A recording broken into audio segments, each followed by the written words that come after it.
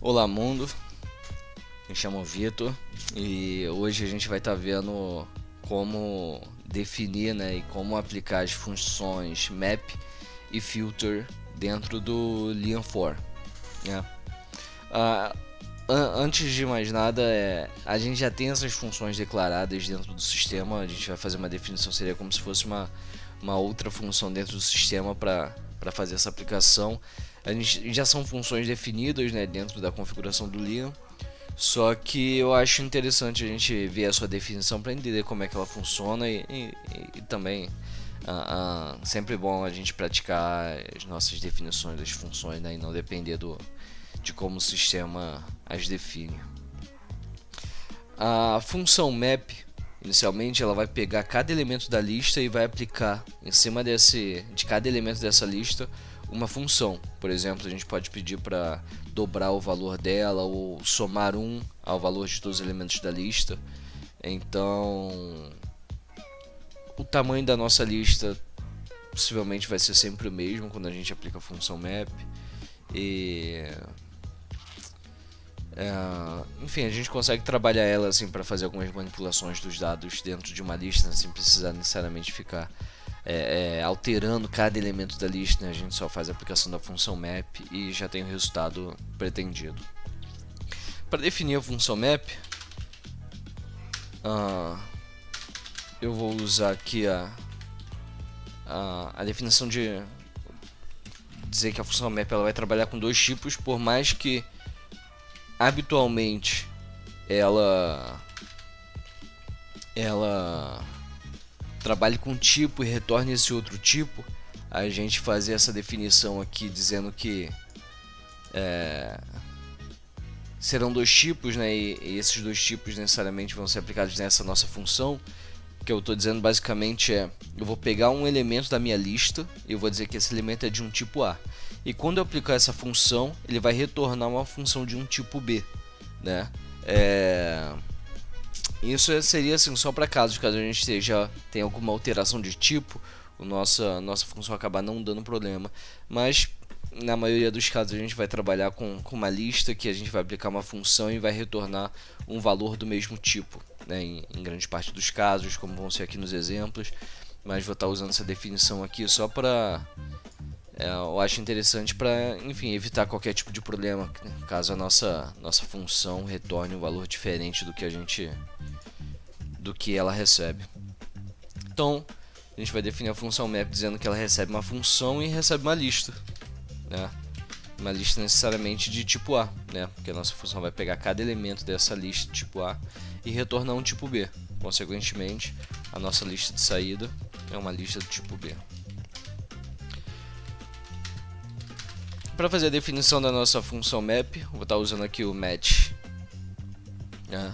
Match access with, e vou dizer que no caso vazio, né, fazendo aqui o pattern matching, vai retornar uma função vazia também. E no caso de receber uma função, né, xs,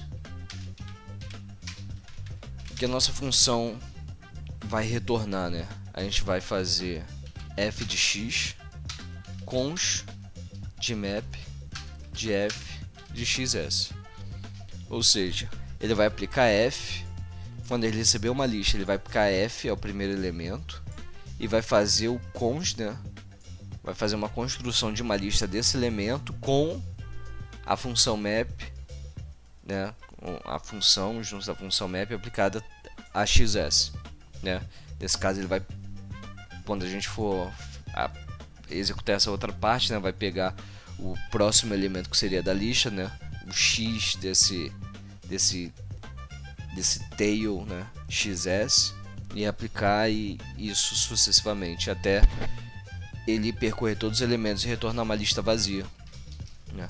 Vamos aqui fazendo o evol dessa função map. Por exemplo, vou dizer que eu quero dobrar os valores dessa lista, né? E vou passar uma lista aqui 5, 6, 7, 8, né?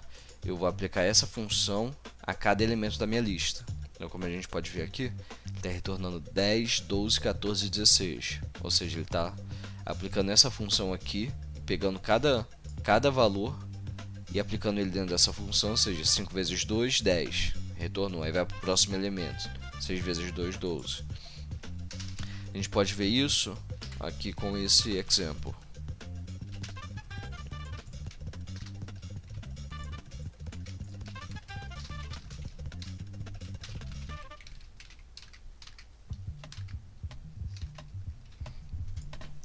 Como a gente pode ver aqui, eu usei aqui o nosso exemplo, né? E tô dizendo, né, que a nossa função vai ser igual a essa lista de saída, né? Só pra gente ver aqui os passos que a nossa função rewrite vai acabar percorrendo, né? Cadê?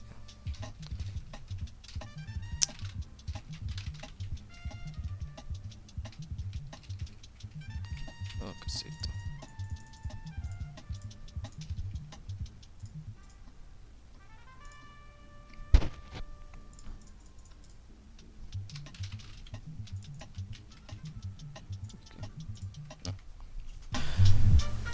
Aqui, como a gente pode ver, no primeiro rewrite da função map, ele vai aplicar a função, né, vezes 2 ao primeiro elemento da lista, que é 5, né? E vai fazer o cons do map dessa função do restante da lista. Depois, quando a gente faz a aplicação de novo da função write, a gente tem aqui 5 vezes 2, cons com 6 vezes 2, que vai ser o próximo elemento da lista, né, que a gente tinha. 6, 7, 8, né? O próximo elemento é o 6. Com o restante da lista, vai repetir o mesmo passo para o 7, como a gente pode ver aqui, olha, 7, e depois para o 8. Depois do 8, tá vendo que ele recebe uma lista vazia, né? Então, nesse caso, né, conforme foi declarado aqui no nosso pattern match, no caso de receber uma lista vazia, ele retorna uma lista vazia. Então, o nosso programa vai se encerrar aqui e ele só vai executar o cons desse trecho, né? 5 vezes 2, 12, cons de 6 vezes 2, 12, cons de 7 vezes 2, 14, cons de 8 vezes 2, 16.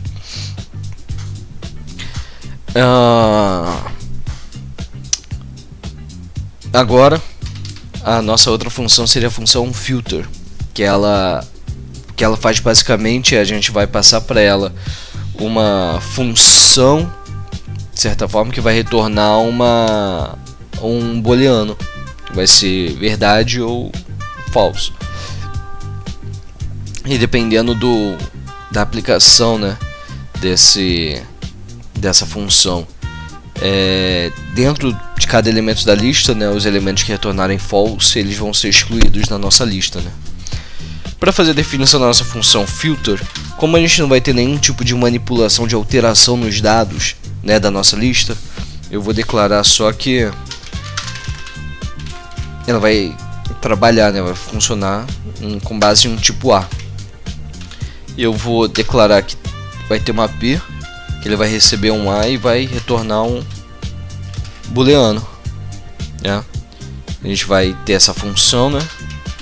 A gente vai ter uma lista de A, né? E vai retornar pra gente uma lista de A.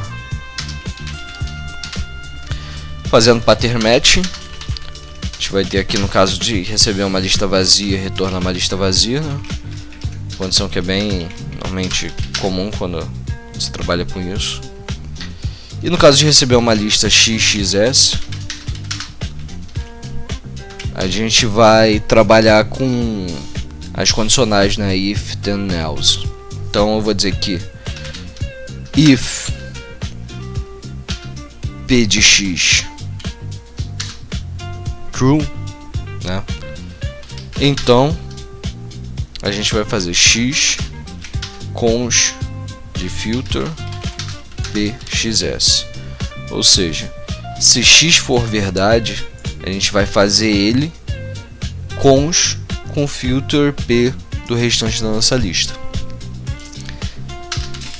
Se não, else, não, a gente vai fazer só filter pxs, ou seja, a gente exclui o x da nossa operação, né? E nessa parte aqui, conforme pode ver, a gente vai estar chamando filter de p de xs. Então, quando ele for executar, né, ele vai rodar aqui ele vai pegar o próximo elemento de XS, né, e vai aplicar dentro desse sistema aqui, né? Ou nesse caso aqui também vai fazer análise com o próximo elemento da lista, né? Vamos dar uma olhada na prática como é que isso funcionaria. Vamos definir aqui um eval, né? Filter. Aí o nosso P eu vou dizer que essa é uma função que recebe um x. Eu quero que a divisão desse x por 2 seja igual a 0, né? A nossa função necessariamente precisa retornar um booleano. Então dentro da definição da nossa função a gente tem que ter algum comparativo, né? Maior, igual, menor, argumentações do tipo, né?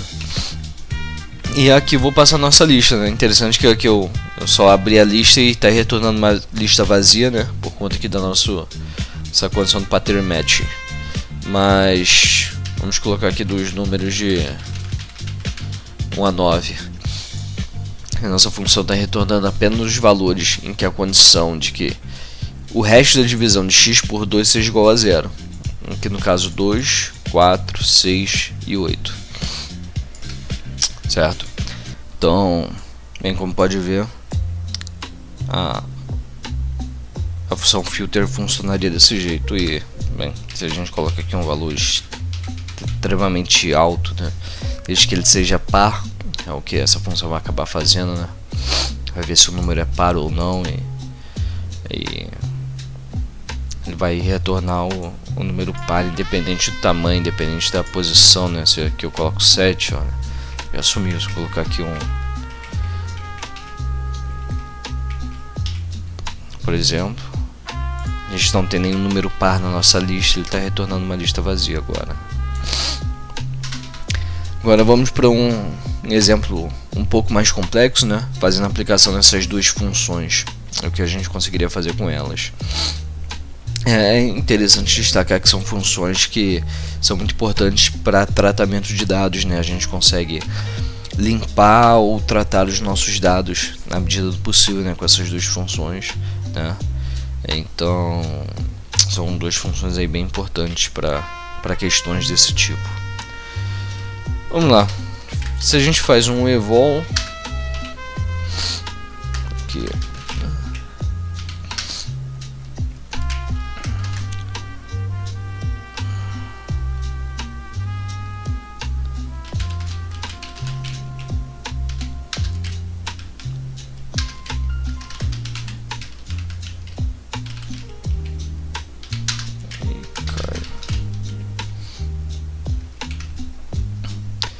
vamos dizer que a gente tem uma lista aí de nomes, né? Ana, Leonardo, José e Caio.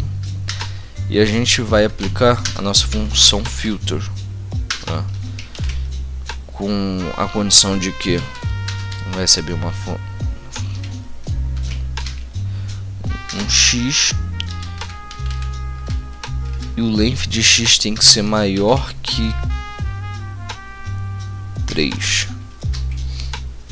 Então, como podem perceber, né, quando a gente faz a aplicação da função filter aqui, né, com a condição de que x tem que ser maior que 3, né, o length do elemento da nossa lista, né, que ele vai percorrer for maior que 3, ele vai retornar true. Como pode perceber, nesse caso, Ana já não foi um item da nossa lista que foi filtrado, né, em razão dessa condição. Depois disso a gente pode fazer por exemplo, uma aplicação de uma função map, dizendo que ela vai receber um valor e vai transformar ele em letra maiúscula, por exemplo, né? Então, nesse caso a gente tinha essa lista inicial, né? Ana, Leonardo, José e Caio, fez a aplicação do filter dentro dos elementos dessa lista, dizendo, olha, eu só quero os elementos que o tamanho, né, o length dele seja maior que 3. Então a gente veio e fez o filtro de Ana. E depois, com a aplicação da função map, eu vou dizer que eu quero pegar cada elemento dessa lista e reescrever ele em letras maiúsculas, né? Então, a gente tem aqui o resultado: Leonardo, José e Caio. Claro que o José aqui não ficou maiúsculo, né, por conta da forma dos caracteres, né? Pronto, já ficou certo. Então, pessoal, é isso. Muito obrigado aí por terem assistido. Assistam os próximos vídeos aí e vejo vocês na próxima. Tchau, tchau.